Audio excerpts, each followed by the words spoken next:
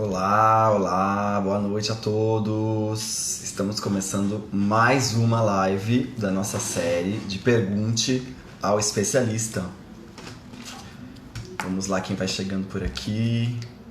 Vamos lá, pessoal entrando, boa noite, pessoal. Olá, bem-vindos aqui a nossa mais uma live da nossa série de Pergunte ao Especialista. E hoje a gente vai falar sobre genética, um tema que muitas mães, muitas pacientes, muitas pessoas vieram perguntando, né? E sempre tem aquela pergunta, aquela dúvida, né? Da onde que veio isso? A fissura lábio-palatina é causada por aspectos genéticos. Então, eu já estou aqui com o Dr. Alexandre Vieira, que eu vou...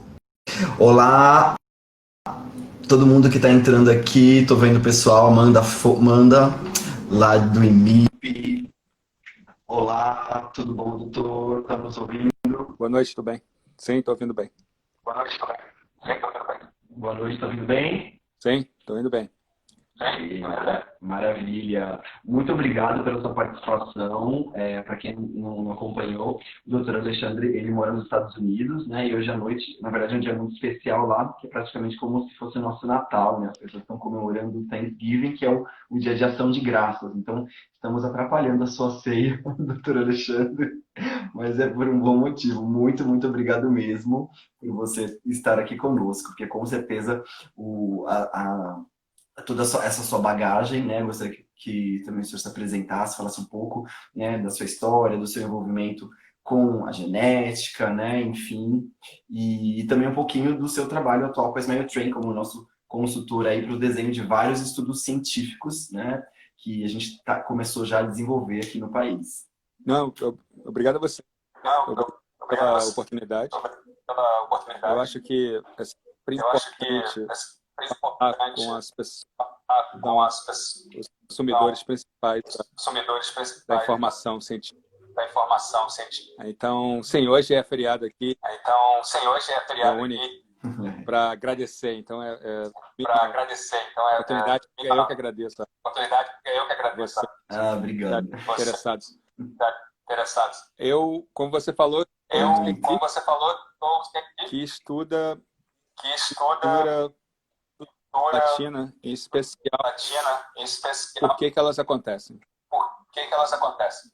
A minha formação, eu A minha formação comecei como dentista sei como dentista e depois de formado em dentista, eu estudei e depois genética formado com foco em genética humana.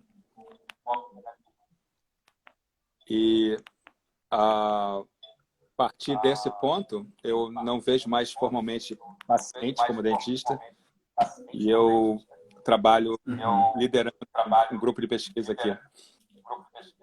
E uma das coisas que eu tenho feito com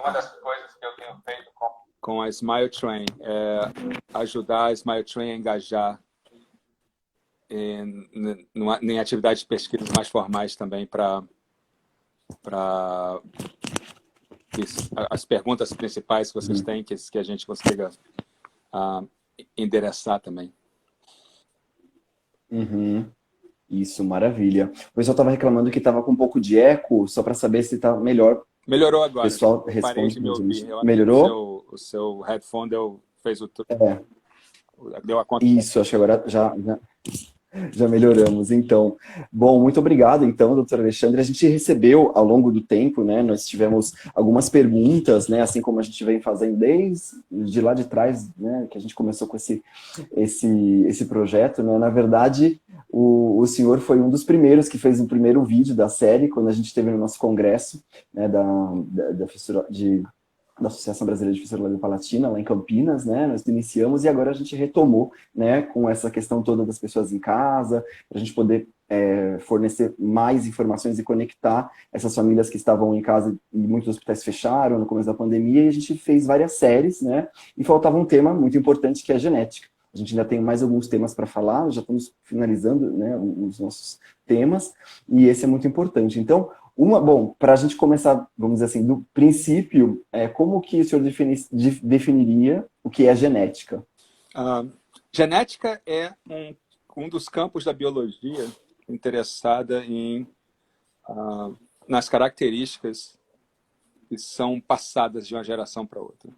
Tanto os mecanismos que controlam isso, como a expressão dessas características em si, que é o foco da genética humana e que é o foco de, por exemplo, as pessoas afetadas por alguma coisa se interessam. A gente aprende genética de uma forma muito direta e simplória, porque é fácil falar que um determinado gene causa uma determinada alteração. A dificuldade que a gente tem, então, de traduzir isso para a vida cotidiana é que isso explica muito pouco do que acontece realmente no nosso dia a dia. E aqui a gente está falando, por exemplo, de desfechos de gravidez e doenças em todas as fases da vida.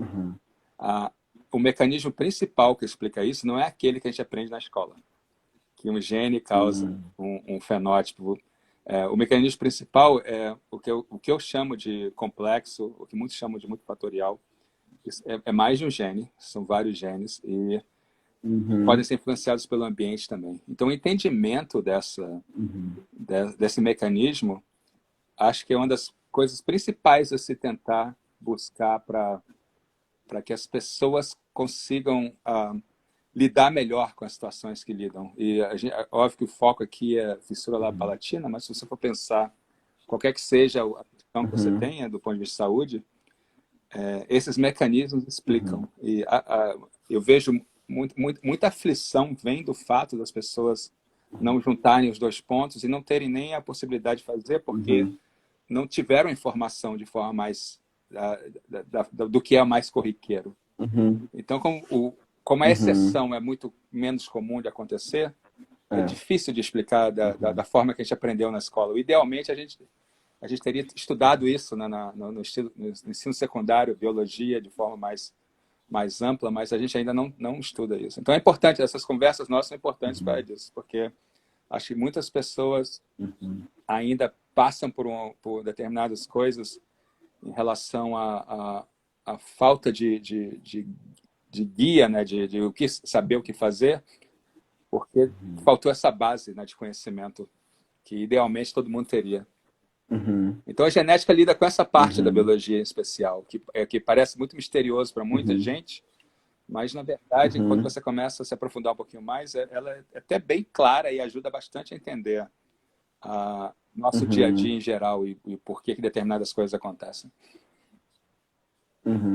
Muito legal, porque a gente acaba tendo uma noção muito básica, né, disso em biologia, né, talvez alguns capítulos onde a gente tem aquelas lições do azinho, azão, recessivo, né, só que além disso tem muito mais coisas por trás, né, que essa questão toda dos outros fatores, né, que eu estava mencionando, os determinantes do fenótipo, que é quando o fenótipo quer dizer as características físicas, né? E o genótipo aquelas, só para todo mundo, que estão ali ligadas com o DNA, né? E agora uma pergunta que é a maior pergunta, que envolve, né, todas essas curiosidades e tudo mais, de uma forma clara, né? Sempre a gente pergunta, mas a fissura labiopalatina é sempre 100% causada por um fator genético?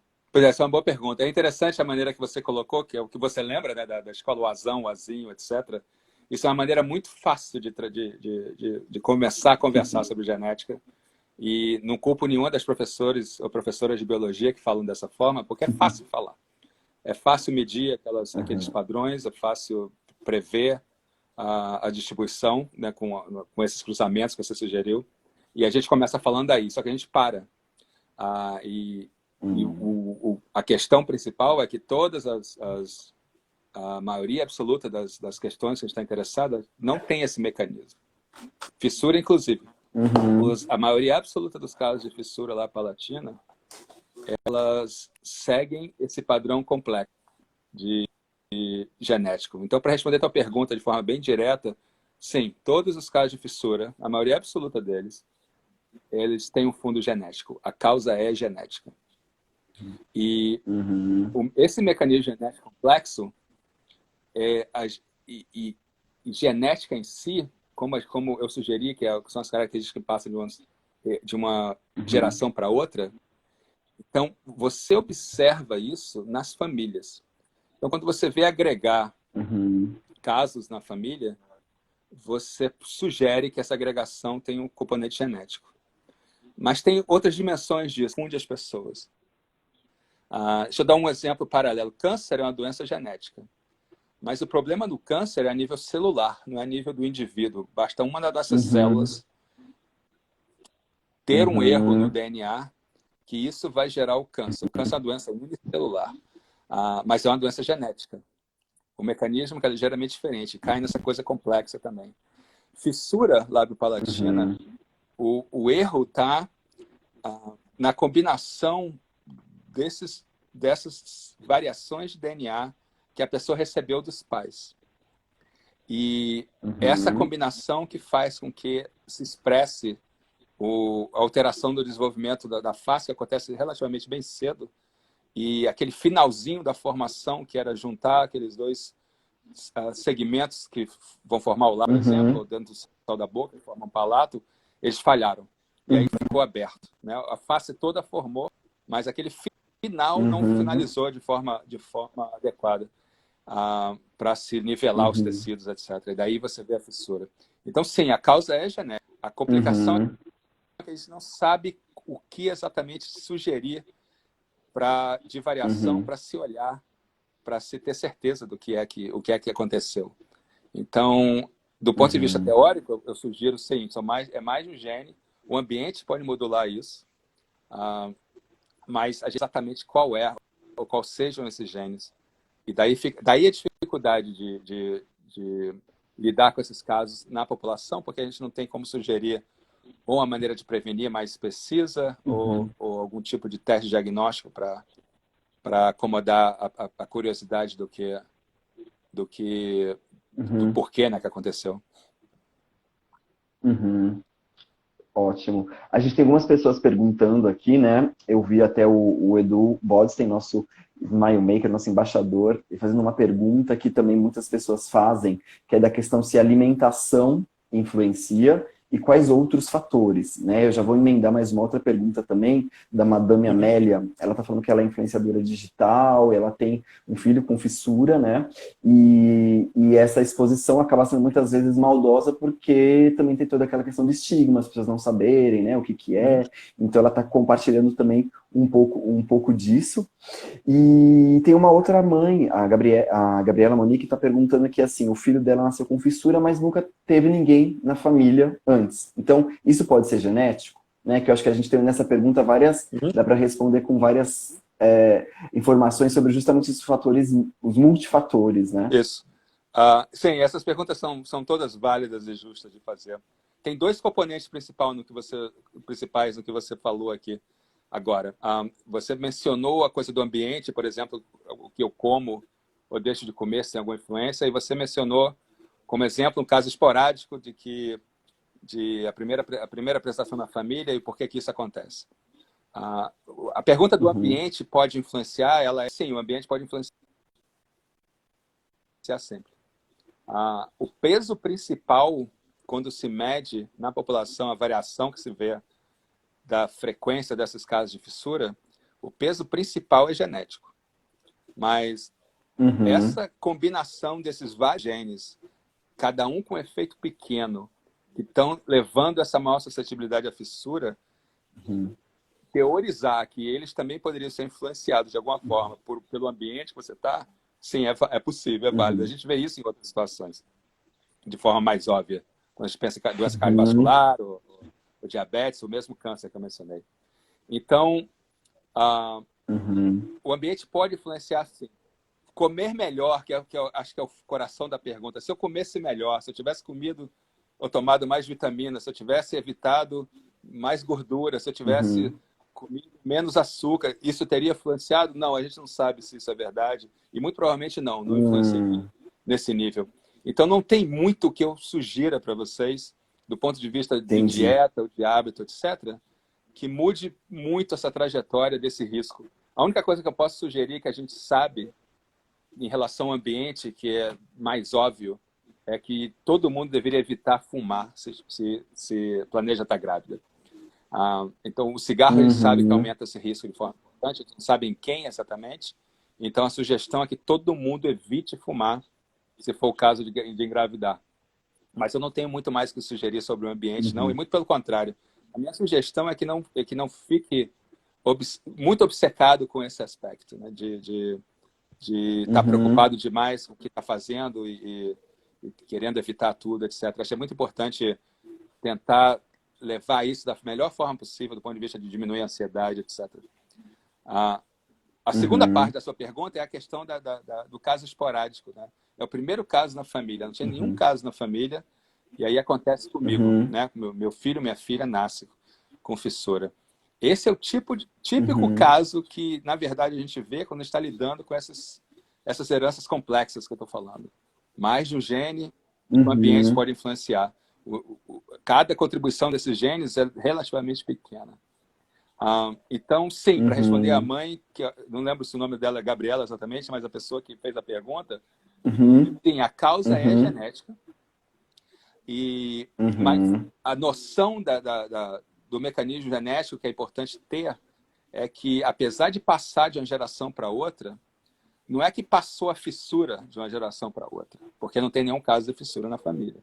O que passou foi a combinação de variação genética que levou aquele indivíduo, naquele caso especial, aquela criança em especial, a apresentar fissura. É muito comum ver, então, essa criança, depois vai ter seus próprios filhos, não tem fissura.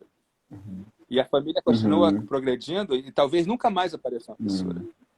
Ou, às vezes, aparece um outro caso, num outro ramo num ramo da família, de um primo, de uma coisa assim, e você vê aqui e ali um caso ou outro agregando na família.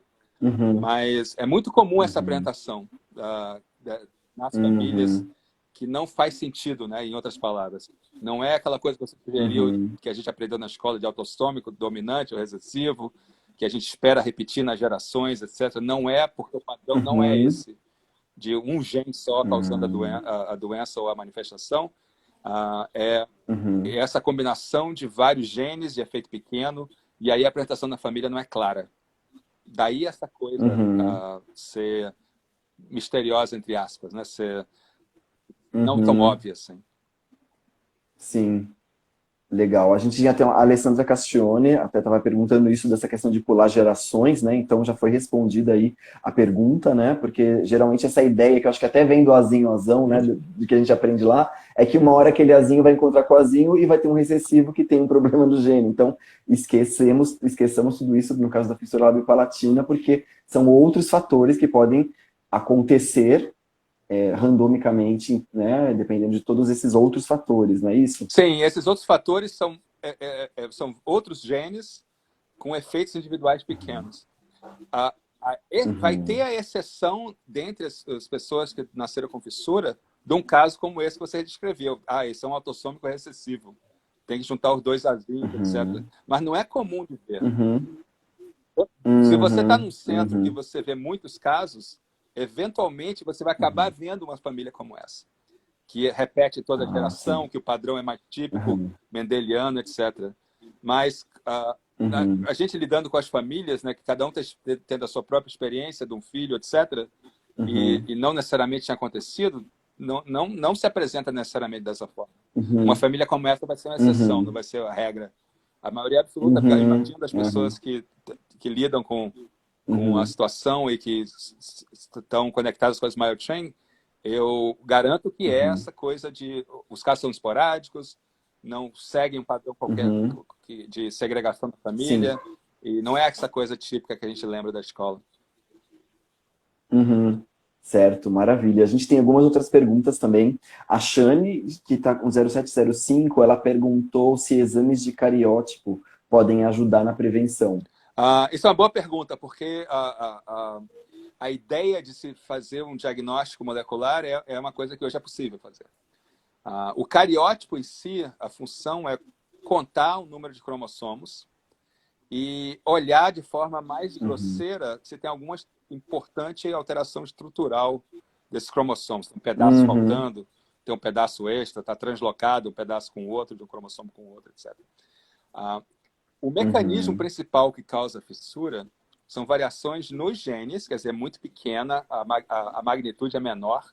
Você tem que olhar a sequência do gene e não contar o número de cromossomos, quer dizer, a magnitude está diferente. Então, o exame de cariótipo Uhum. não te permitiria Uhum. identificar um risco individual para fissura. Ela falou em prevenção, eu Sim. imagino que seria o caso de antemão você fazer o exame antes do desfecho da gravidez, por exemplo, e aí você saber Sim. o que esperar do desfecho da Uhum. gravidez. Isso funciona e é indicado para as que a gente chama de aneuploidias, né? As situações em que a gente tem Uhum. número variado de cromossomos. Porque aí o cariótipo está exatamente Uhum. fazendo isso, contando os cromossomos. Tipicamente, para Uhum. fissura, eu não indicaria ninguém a fazer cariótipo, porque não é o exame ideal para se tentar ganhar informação.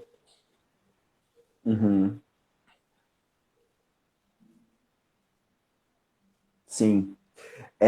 A gente teve uma outra Hum. pergunta também, da Giovanna Bonelli, perguntando sobre síndrome de Van der Waals. Uhum.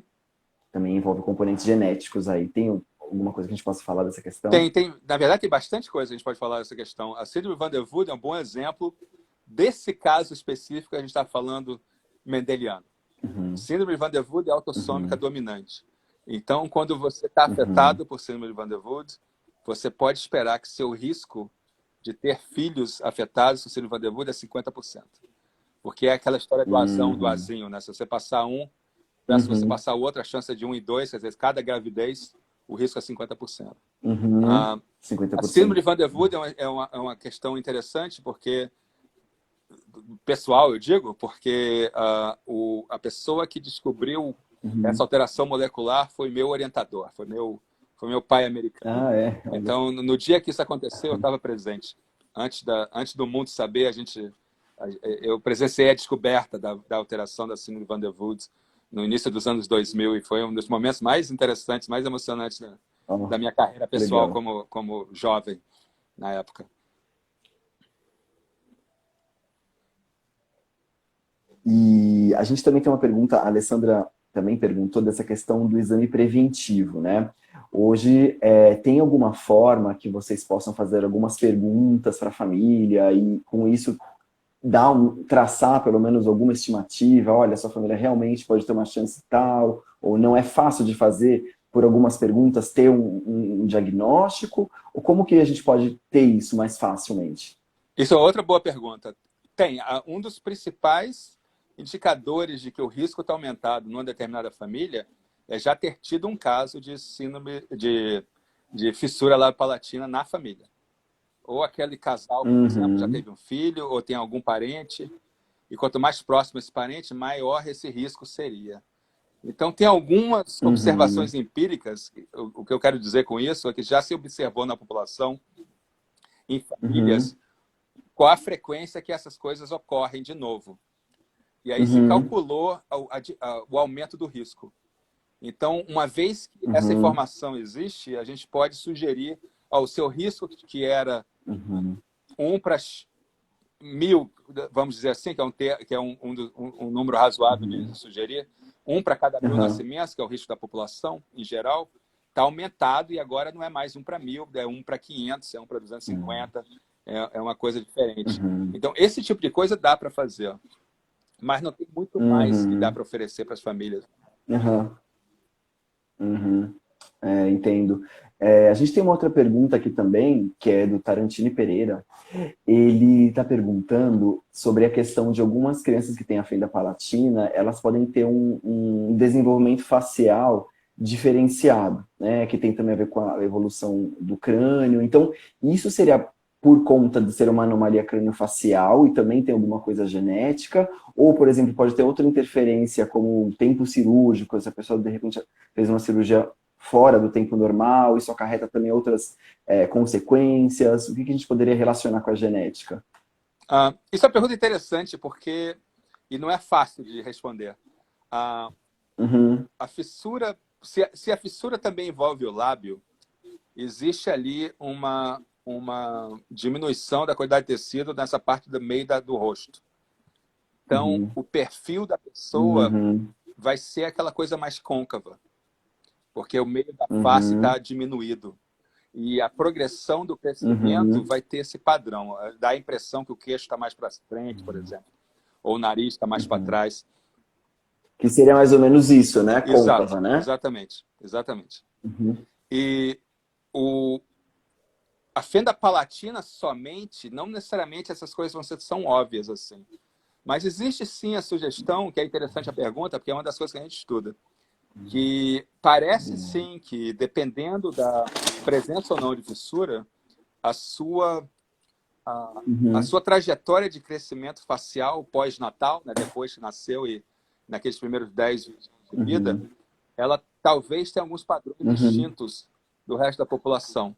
E alguma variabilidade aumentada desse posicionamento da mandíbula e da maxila, né, dos maxilares, está um pouquinho diferente em relação à base do crânio. E talvez você mostre variação do perfil de forma mais importante. A gente não sabe muito sobre isso, porque, honestamente, tirando nós aqui, em colaboração aí com o Brasil, não tem muita gente olhando essas coisas. Então, não tem muita gente estudando essas questões. E é interessante, né? Porque é uma questão importante, né? A gente está aqui falando 10 minutos, uma pessoa já perguntou sobre isso. Tem essa parte do conhecimento, a gente precisa ainda andar bastante, porque tem muita coisa a aprender nisso que a gente não sabe. Muito bom. Tem uma pergunta que a gente escuta muito falar também, né? A gente tem a Jéssica aqui perguntando que ela disse que tomou ácido fólico antes de engravidar, né? Durante a gravidez, e ela teve teve um filho com uma fissura lábio-palatina, que aí eu acho que a gente toca de novo naquele assunto dos multifatores, né?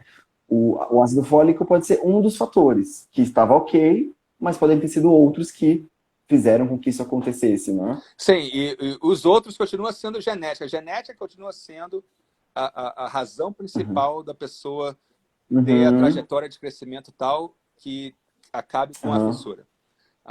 A ideia do ácido fólico vem dos anos 80, que se descobriu que ela inibia a formação de um outro problema do nascimento, que é o fechamento do tubo neural.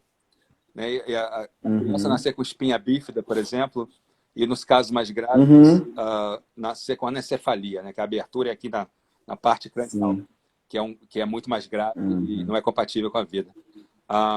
Então, se descobriu que usando o ácido fólico, você diminui o risco para esses problemas. E aí começou a se sugerir que usasse ácido fólico, e uma das sugestões que fizeram foi, será que funciona para outras coisas? E aí uma das primeiras que se pensou foi fissura, porque a frequência da fissura é relativamente importante em relação a outros problemas de nascimento. E a evidência que a gente tem hoje em dia, para responder então a pergunta, é que parece que não faz tanta diferença assim usar o ácido fólico se você está tentando prevenir fissura. O efeito principal é mais com espinha bífida e não parece que a fissura se beneficie tanto assim. Então é interessante, e parece que não faz tanto mal assim, mas isso é uma coisa também a discutir. Porque uma das coisas do ácido fólico, o ácido fólico é o tipo de vitamina B que ajuda na formação de DNA. Outra coisa outro problema de saúde que está muito interessado em fazer DNA é câncer. Câncer é divisão celular de forma desenfreada e isso usa DNA, precisa. Então, a preocupação que a gente tem de tá pensando em ácido fólico para todo mundo é que as pessoas que estão são mais predisponíveis ao câncer, estariam naquele momento inicial da formação do tumor, excesso de ácido fólico talvez acelere isso. Então, eu continuo sugerindo que as pessoas usem ácido fólico especificamente para impactar risco de espinha bífida, mas eu não sou minha sugestão não é tão contundente assim em relação a todo mundo usar de forma genérica, sem pensar. Então, se você toma essas vitaminas todo dia, ótimo, parece que não faz tão mal assim. Mas se você esqueceu ontem de tomar, etc., também não fique super chateado, porque parece que não tem esse efeito tão benéfico como a gente achava que tinha. Mas a pergunta é boa. De volta, a causa principal é genética. Sim, maravilha. A gente tem uma outra pergunta também de uma mãe, a Gabriela está perguntando assim, de quais seriam as chances de se ter um filho novamente, um outro filho com a síndrome de Goldenhar. Síndrome de Goldenhar ela tem uma variação craniofacial da formação dessa estrutura aqui, né? e ela tem uma chance de ter o risco aumentado naquela determinada pessoa. Então, potencialmente, o risco seria de até 50% de ter de novo. Então, é uma pergunta importante, porque cai nesses casos que talvez tenha um gene principal que esteja estimulando a presença da síndrome, no caso, né? Vários casos de microsomia hemifacial, que é o que a gente chama essa alteração estrutural de um lado da mandíbula, tem esse mesmo contexto das fissuras de serem multifatoriais. Então, existe a chance do risco ser bem menor do que 50% também. Mas o ideal seria para eu saber um pouquinho mais do detalhe do caso dessa pessoa que perguntou, para eu dar uma resposta mais precisa. Mas a possibilidade existe, sim, do risco ser importante. Ótimo. Maravilha. A gente tem uma outra pergunta da Fabrícia Carla 3, que ela está perguntando: meu filho tem fissura palatina bilateral transforame e atraso na fala. Isso teria alguma coisa a ver relacionada com a fissura? Teve uma outra mãe que perguntou também, o filho, ele já está com 6 anos, ele também não fala. É muito comum, geneticamente tem alguma coisa a ver ou tem mais estrutural aí? Associado à fissura. É importante continuar empenhado no acompanhamento do fonoaudiológico, no caso, para exercitar essa musculatura, porque o que acontece é que, apesar de terem sido corrigidas as estruturas do ponto de vista clínico, né, fechou-se a abertura, etc., a conformação muscular que está logo sob a pele ali, ela não necessariamente está da forma que seria se tivesse desenvolvido sem fissura. Então, a vibração muscular e a maneira que o ar passa, etc., precisam ser retreinados. Então, o atraso de fala é uma coisa que é comum a gente ver.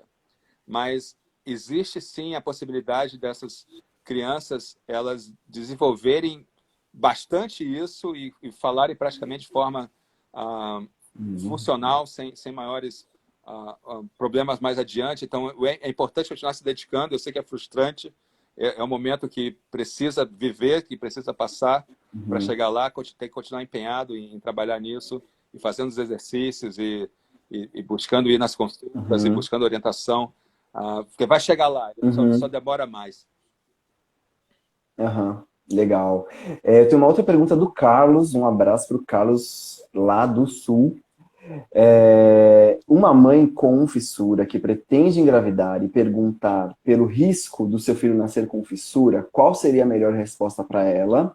E aí eu também queria fazer uma pergunta nessa questão de vamos dizer assim, de qual é a probabilidade que a gente trabalha hoje, né? Na Smile Train a gente acaba trabalhando com um número global, né, que é de 1 a cada 700 bebês, né? A gente sabe que no Brasil a gente também tem algumas estatísticas mostrando, né, a epidemiologia de 1 a cada 650, e na Ásia a gente tem umas proporções que são um pouco maiores, até mesmo a comunidade indígena, por ter traços genéticos das comunidades, né, que vem ali da Ásia. Então, como que a gente poderia ter essa resposta? Pensando numa pessoa que tenha fissura, e que mesmo que não tenha, então, né, complementando, porque vai dessa questão aí também dos multifatores e da epidemiologia. Como a gente poderia resumir essa pergunta, essa resposta? Pois é, em resumo, o risco de qualquer pessoa na população é esse de 1 em 700 ou 1 em 650, o número que você quer usar.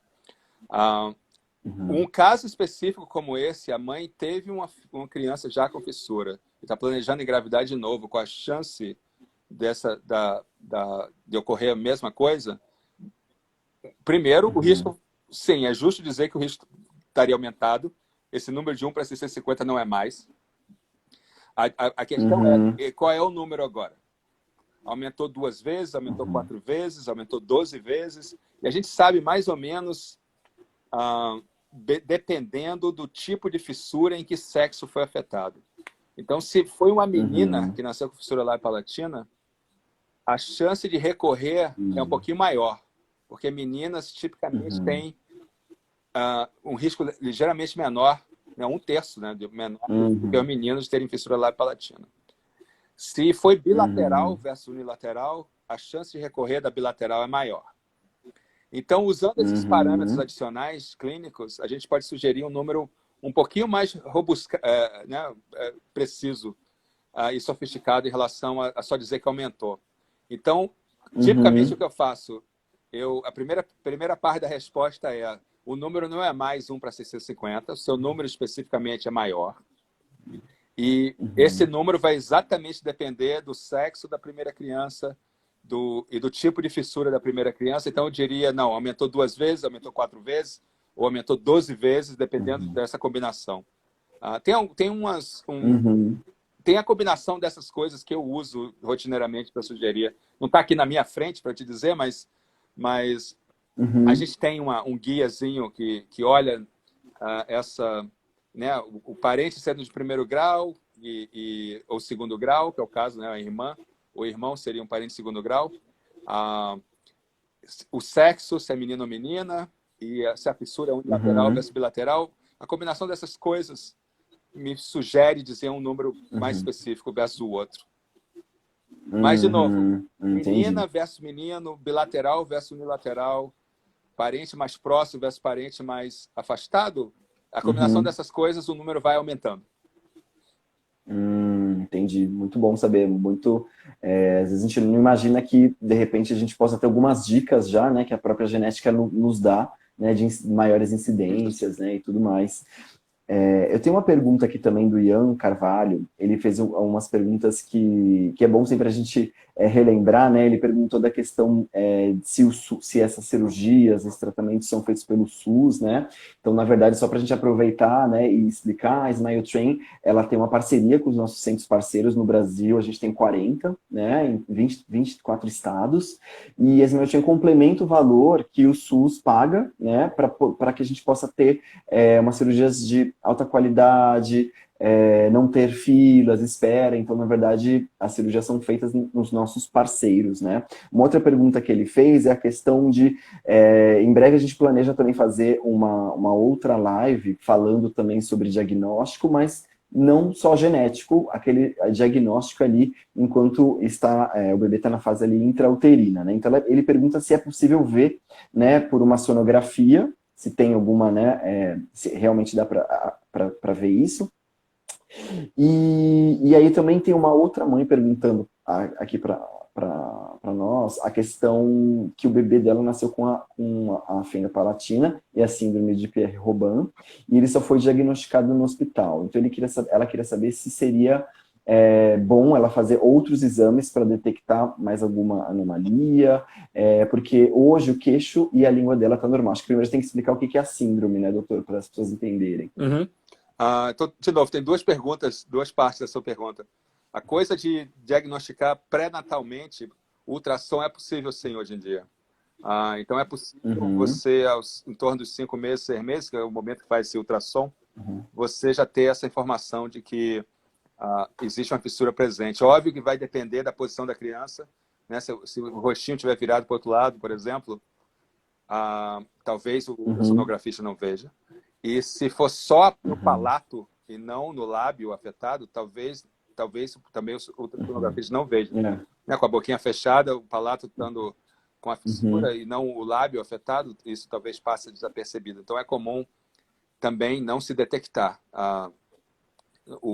durante o ultrassom. uhum, E no caso uhum, da segunda parte da pergunta, né, o Pierre-Robin é o que a gente chama de sequência. Né? O que aconteceu, a uhum, fissura palatina é o resultado de uma posição da mandíbula bem para trás, de forma importante.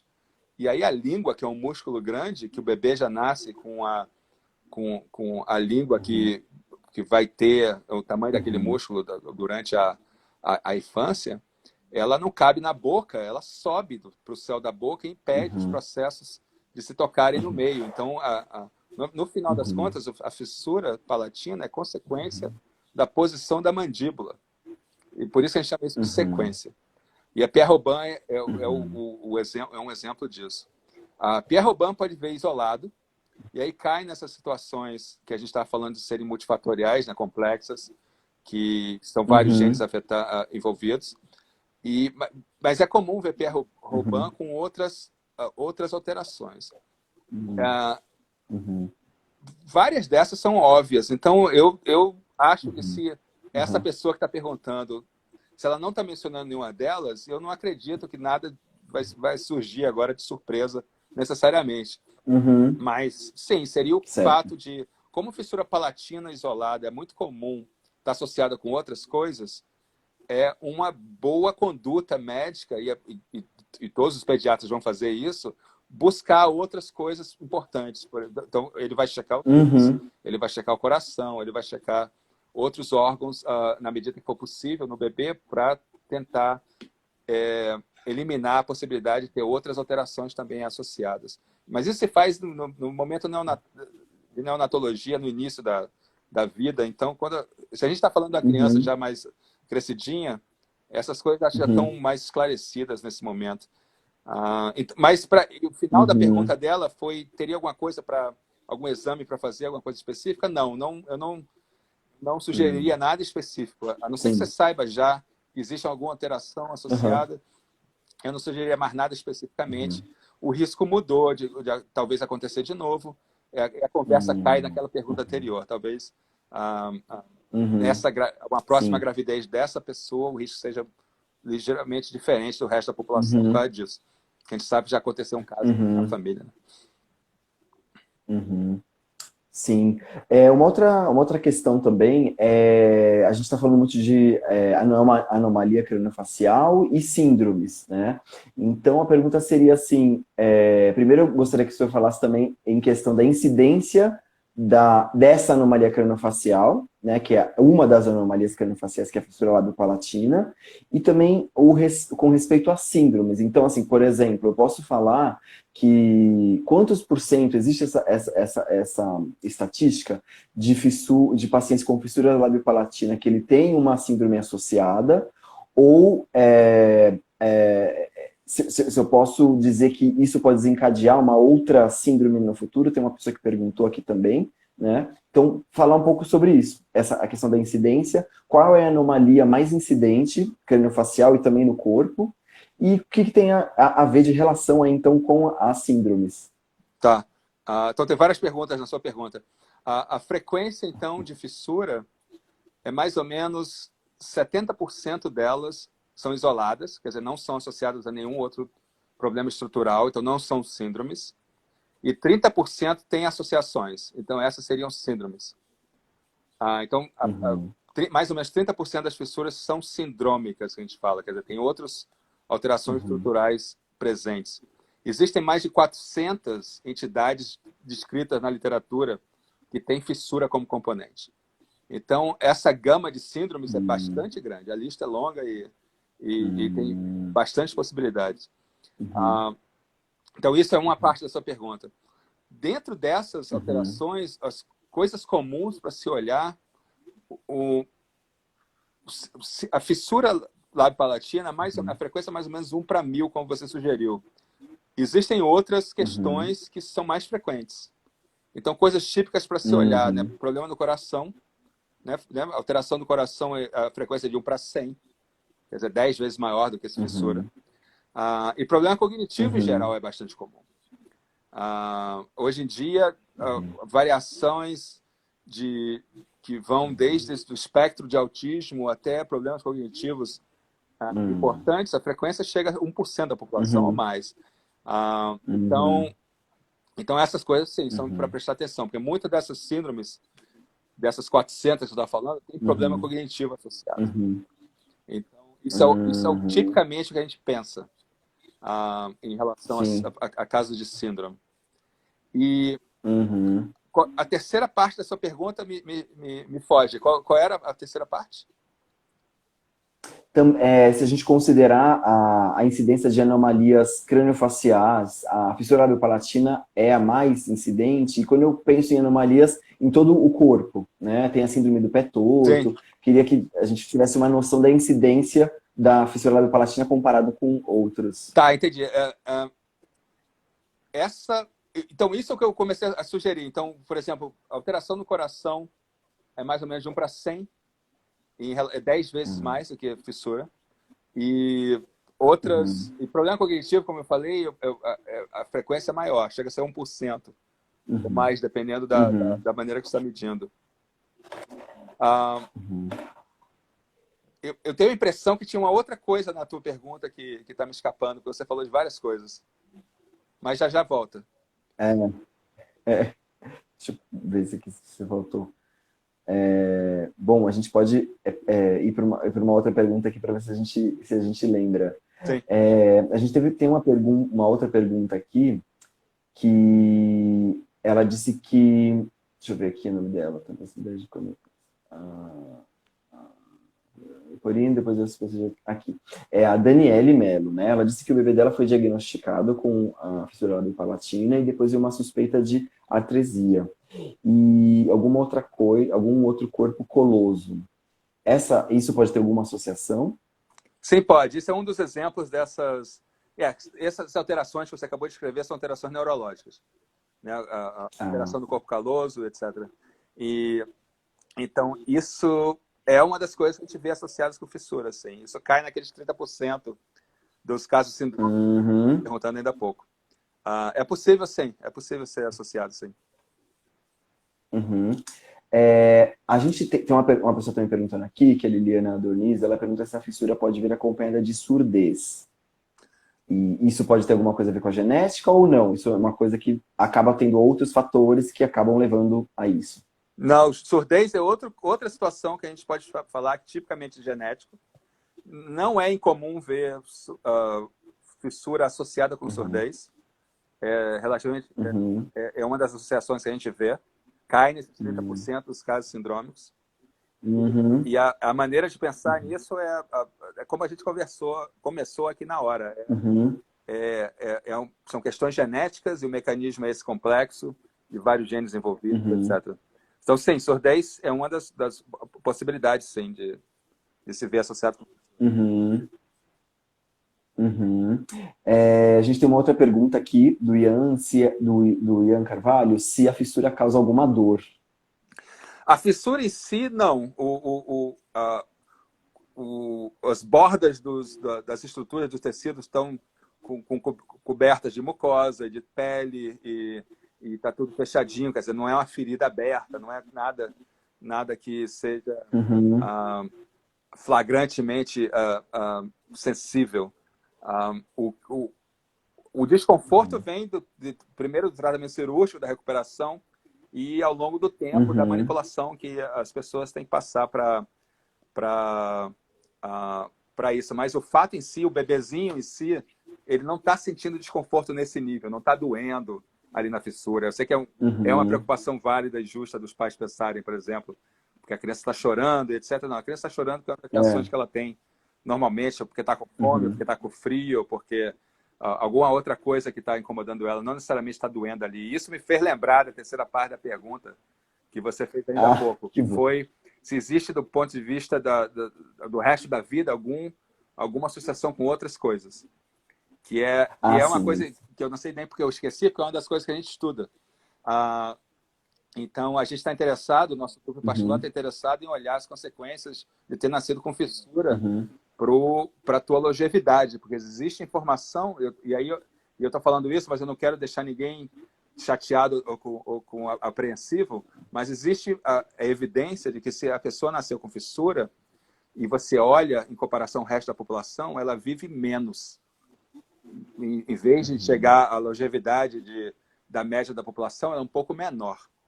Então, existe a possibilidade uhum, da fissura ao longo da vida estar associada com outras coisas que têm a ver com questões psiquiátricas ou com o câncer mesmo.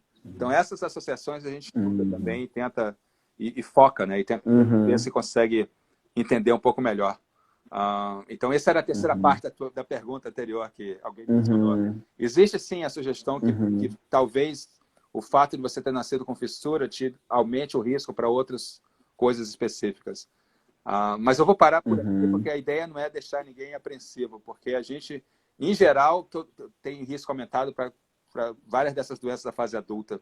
Então, não sei se muda uhum, muito do ponto de vista populacional de todos nós aqui falando. uhum.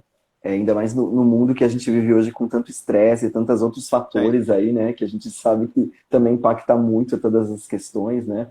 Psicológicas e, enfim, né? Eu tenho mais, a gente já tem aqui 10 minutos para terminar, então se vocês tiverem mais perguntas, né? A gente pode já ir finalizando, né? É, deixa eu ver, essa daqui é uma outra pergunta que a gente tinha recebido antes. Se, se tem alguma. Bom, a gente respondeu, deixa eu ver se tem mais uma nova aqui. Essa aqui a gente já respondeu também. Deixa eu ver se tem mais alguma nova pergunta. Ah, uma pergunta muito boa. O Ian está perguntando da questão do leite materno, né, da amamentação, né, devido à questão de a gente ter ali algumas alterações, né, no palato, no lábio, o que isso pode alterar ali na alimentação do bebê, né? Pois é, a dificuldade nesse Estudar. início da vida, que é o que você mencionou no início também, uma das coisas que a gente tem feito juntos com a Smile Train, essa ênfase na parte da nutrição para tentar endereçar essas questões iniciais, é que o bebê, como tem a abertura que está comunicando a boca com a cavidade nasal, por causa da fissura, ele não consegue criar pressão negativa para estimular que o leite saia do seio da mãe quando o bebê tenta amamentar. Então, o bebê faz o Uhum, esforço, amamenta, amamenta, amamenta, cansa e quase que uhum, não sai o leite, porque não tem o efeito físico uhum, de tirar o leite pela criação uhum, da pressão negativa dentro da boca.